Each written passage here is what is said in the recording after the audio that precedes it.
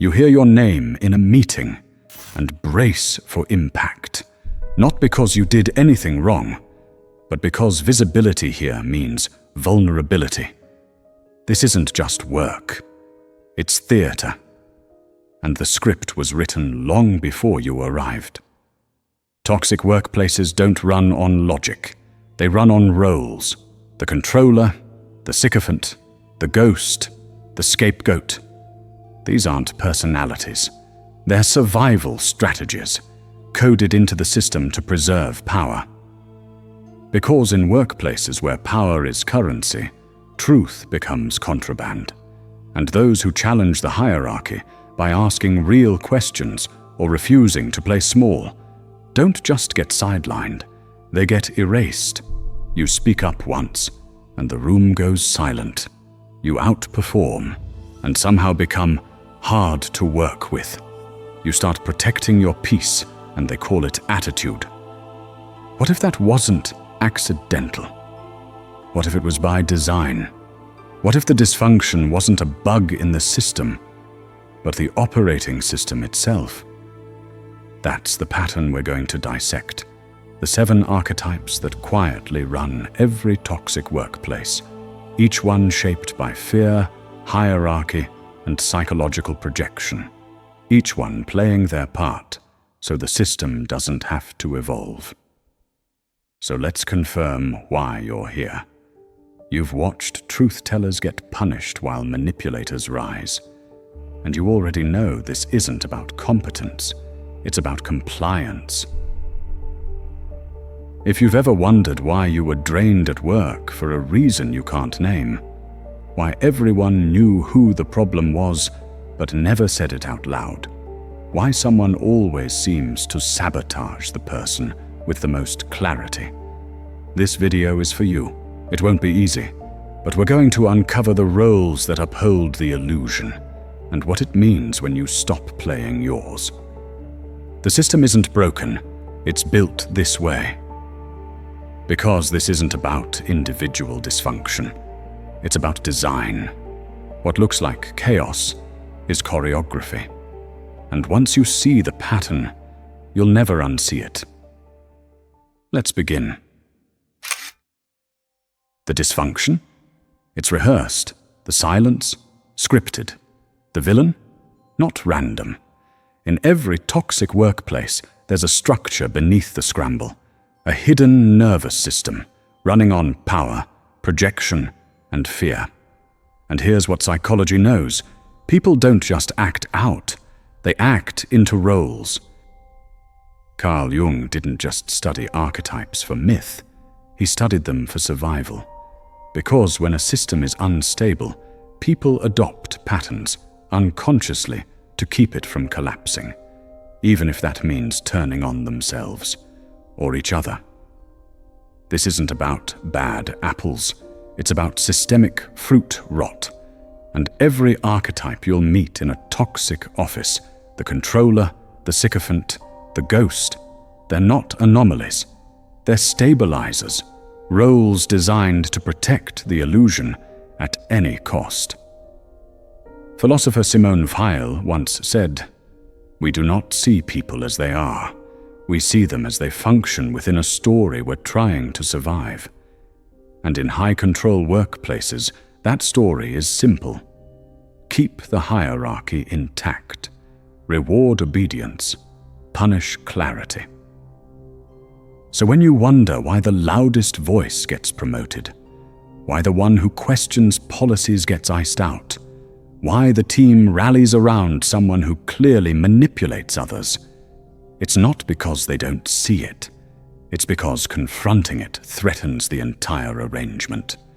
What if the person you're most frustrated by isn't the one pulling the strings? What if the real danger is the system that rewards betrayal and punishes awareness? What if the worst person in the workplace isn't the most dangerous? Because in toxic systems, the most dangerous person is often the one who knows what's going on and says nothing. Let's take a moment to reflect. Have you ever watched someone stay silent just to keep their job? Have you played small to keep peace that wasn't real?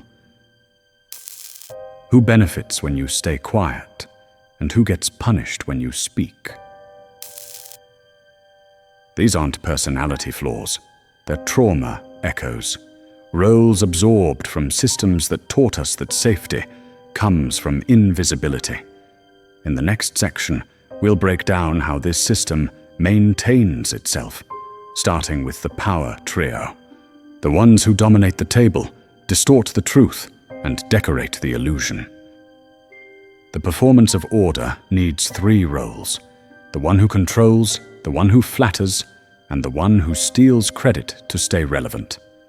Let's expose them, one by one. The power trio: the controller, the sycophant, and the ego. You don't get micromanaged by accident. You get micromanaged because someone distorts power into proximity. This is the power trio, the 3 faces behind every toxic workplace's functioning hierarchy. The controller. Control is what happens when leadership is missing. They don't delegate, they dictate. They don't lead, they surveil. You know the type, the person who lives in your calendar notifications, scheduling meetings that could have been emails. They hover over your shoulder, literally or virtually. They measure compliance through fear. They monitor loyalty by how much you bend. And what do you become? Hyper-vigilant. Your confidence shrinks beneath every emoji-less email you send. You don't just anticipate their mood, you pre-check the temperature. You reread your email 5 times before hitting send, wondering if the word "actually" will be weaponized later. They don't manage your workload, they manage your survival. Not because they care about outcomes, but because your fear is the currency they trade in. The sycophant, otherwise known as the yes person. They nod. They laugh. They agree. But at the first opportunity, they pivot. Aligning with the controller, they appear safe, so the rest of the team tolerates them. A Machiavellian performance, where their loyalty is to power, not people. So they'll smile across the room, then stab you in the back behind the door. They exist to consolidate control. When your identity becomes threat, the system unleashes its protector, the obsequious puppet. They reinforce the controller's dominance by absorbing dissent and reframing discomfort as humor. Paranoia creeps in. You start doubting your own instincts. The sycophant's praise sounds hollow. You wonder, maybe I'm missing something. They agree with every word, every idea, then throw you under the bus in the very next meeting. The ego. They love the sound of their own voice. They're brilliant in the boardroom. Just ask them. But they disappear in crisis. They rise in meetings because they sound like leaders. But pressure? That's when they dissolve. They take credit, always. They shift blame by shifting eyes. Their identity becomes someone else's project files. Meanwhile, you feel invisible, even when you're crushing it. Your work erased by someone who only shows up where the light is brightest. You nailed the project, and they presented it as their own and took the full credit. How do these 3 hold the system together? The controller demands obedience. The sycophant reinforces surveillance. The ego distracts with performance. Individually toxic, but together they're structural. They preserve the status quo by controlling the narrative, the truth, and the trust. What if the one named most capable is simply relentless in claiming spotlight, while others are minimized behind their glare? We'll pause here to reflect. Who keeps power close by pretending to admire it? Who thrives in meetings, but disappears when work gets hard? Who do you over-prepare for because they expect you to fail? These questions aren't about them. They're about you, the person who's still sane in the middle of the storm. You weren't mistaken. You were correct about seeing what's really going on. The power trio maintains illusion, but they need outlets, because every pyramid needs bottom, someone to absorb backlash, and someone to vanish in the storms they create. Next, we expose who gets blamed and who disappears when truths surface. The scapegoat and the ghost. Let's go deeper. You didn't just speak the truth. You voiced the unspoken. You named the tension everyone felt. And suddenly, you became the problem. That's what the scapegoat is. Not broken. Functional. The organizational safety valve. When a team can't handle its pressure, it channels blame. You become the vessel. If we blame you, we don't have to look inward. This is not chaos, it's orchestration. You were the one who named what no one else wanted to hear. You say what everyone's thinking, and suddenly, you're on a performance improvement plan. They bury you under a mountain of expectations, then label your resistance as attitude. And because the system won't change, you absorb it. Now meet the ghost. They don't argue. They don't sabotage. They disappear. No noise. Just silence. Their silence is not absence. It's a weapon. When silence is protection, complicity becomes policy. You feel betrayed by those who should have held the line. While you were pinned and blamed, the ghost watched. They stayed safe in anonymity. They were complicit in your collapse. What's their function in the system? The scapegoat holds emotional liability. The ghost ensures moral inertia. Together, they preserve the illusion. Everything is working. No one's to blame. They don't just kill your confidence, they hollow your trust. What if the most dangerous person in the room isn't the one shouting, but the one who disappears the moment you need solidarity? Pause here. Think about your own workplace. Who says nothing while watching you get blamed? When did you first learn that honesty could cost you dearly? Have you mistaken silence for safety? These roles draw from trauma, too. You learned in families that the loudest voice isn't always powerful. Sometimes it's the quiet one who lets the abuse happen. In society, we've been raised to honor those who don't cause trouble, not seeing they might be complicit. When the scapegoat speaks, they face consequences. When the ghost disappears, the system stays stable. But stability built on betrayal is torture masked as peace. Now the tension deepens. Not open aggression, not silence, but covert sabotage. They don't confront your confidence. They undermine it, quietly. Stay tuned, because the most insidious threat isn't the one you see coming. The saboteur.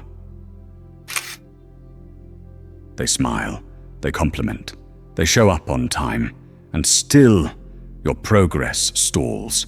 Your name vanishes. Your wins shrink. This is not incompetence, it's choreography. The saboteur doesn't yell. They don't fight you. They undo you, quietly. This is the colleague who forgets to CC you. The manager who accidentally deletes your file. The peer who meant to send that, but didn't. Your idea gets lost in the thread for the third time. This is not bad luck. It's targeted erosion. They don't need to outshine you. They just need you dim enough to stay in the background. Because in toxic systems, visibility is currency, and sabotage is economy. Saboteurs operate from covert narcissism, fueled by envy, masked as politeness. They fear your clarity. Your rise threatens their rank. So they block you, not with confrontation, with friction. What if the person complimenting your work was the one preventing it from reaching the top? Over time, you begin to question yourself. You rewrite emails obsessively. You hesitate to speak in meetings. You begin to shrink, not from failure, but from invisible friction. Friedrich Nietzsche wrote, "The most perfidious enemy is the one who praises before the kill." Because here's the core function. Saboteurs are system stabilizers. They stall emerging leaders to preserve old hierarchies. Not because you're unready, but because your growth was never part of the plan. Think deeply. Ask yourself this: who praises you in public, but blocks you in private? Who apologizes while quietly eroding your progress? When did small acts start to feel strategic? These aren't petty office politics. They're psychological operations. Sabotage is slow, and that's what makes it fatal. So what happens when manipulation wears kindness like armor? When they disarm you with softness, but dismantle you with precision? The last archetype isn't loud. They're caring, and that's what makes them dangerous. Let's expose the masked empath next. They never raise their voice. They don't insult you. They feel with you. But somehow, you still end up apologizing for protecting yourself, for setting boundaries, for simply asking to be treated with respect. This is the masked empath, the most covert manipulator in the system. They weaponize softness. They use emotion to distort responsibility, and they disguise control as connection. You finally say no, and they start to cry. They don't dominate like the controller. They don't sabotage like the saboteur. They suffocate with care.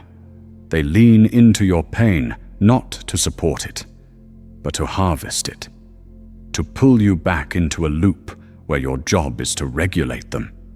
You say how you feel. They say it hurts them. You set a limit. They call it abandonment. Suddenly you're the problem. Not because you were cruel, but because you refused to absorb theirs. Psychologists now call this the dark empath. It's not empathy as compassion, it's empathy as access. Not all control is cold. Some of it wraps itself in warmth. What if the person who understood you best was the one most invested in keeping you from changing? The masked empath keeps you emotionally tangled. They stall your growth, not with resistance, but with need. They build dependency under the illusion of intimacy. You stay, not because it's safe, but because it feels wrong to leave. This isn't just about co-workers. This archetype often echoes parental enmeshment, when love was confused with guilt and boundaries felt like betrayal. Let's take a moment to reflect. Who made you feel guilty for protecting your peace? Who used emotional closeness to control your responses? When did empathy start to feel like pressure? This is the final illusion. That care means you owe someone your silence. That sensitivity gives them a pass to destabilize you.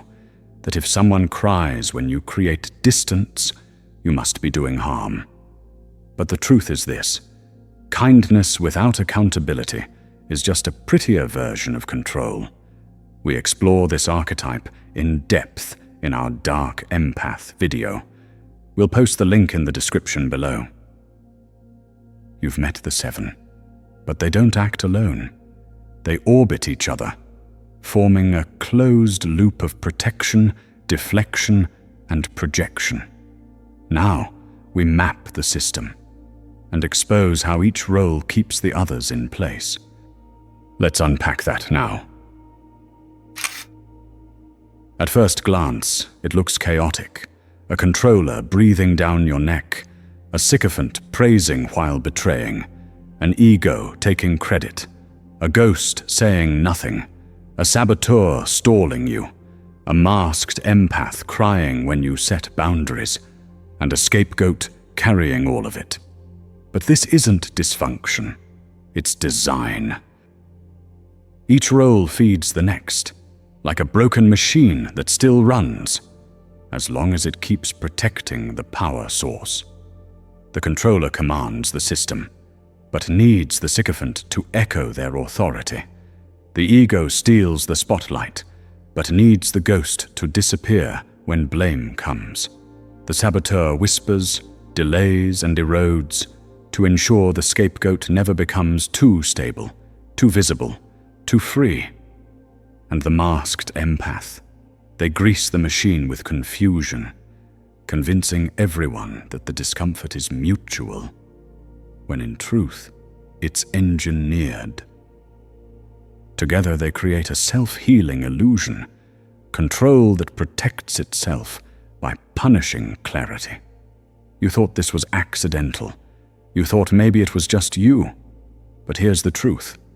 This is a machine that devours dissent, a broken machine where every part protects the power source, no matter who gets crushed in the gears. If they always need someone to blame, that person was never the problem.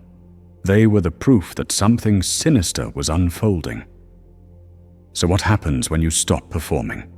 When you see the system for what it is and refuse to play your assigned part?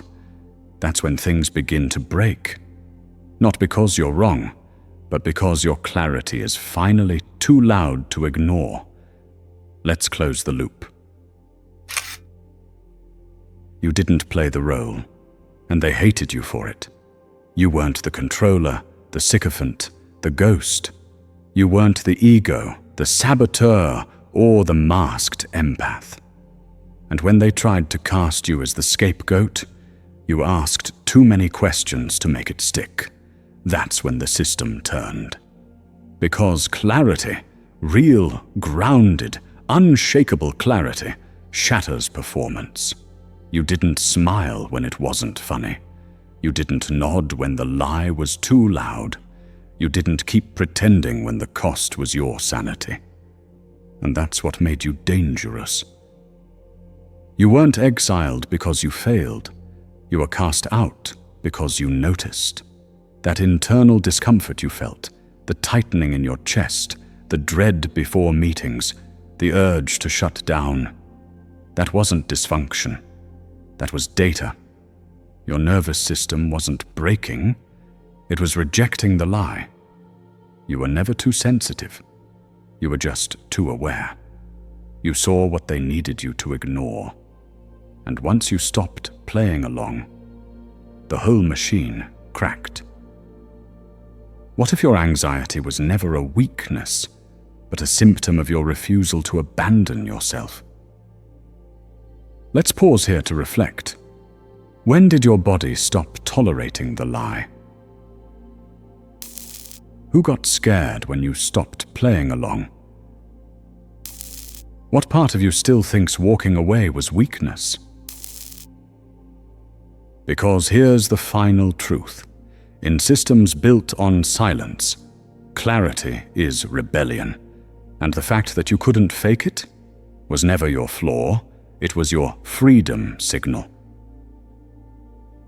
Now that you've seen the system, mapped it, named it, felt it, what you do next is everything.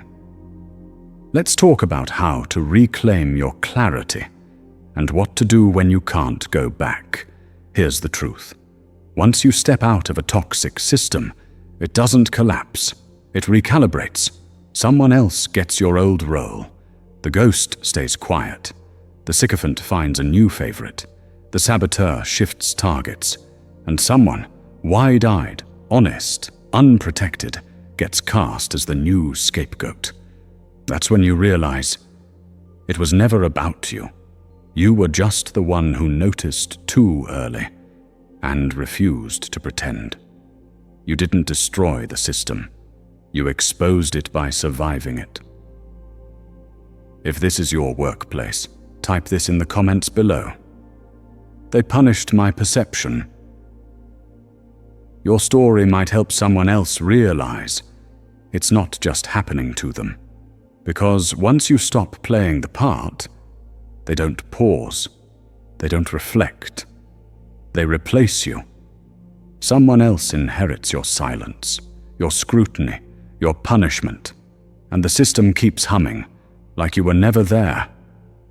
But here's what they don't realize. You didn't just leave the room, you left a wake. And once you've seen the choreography behind the chaos, you can never be cast again.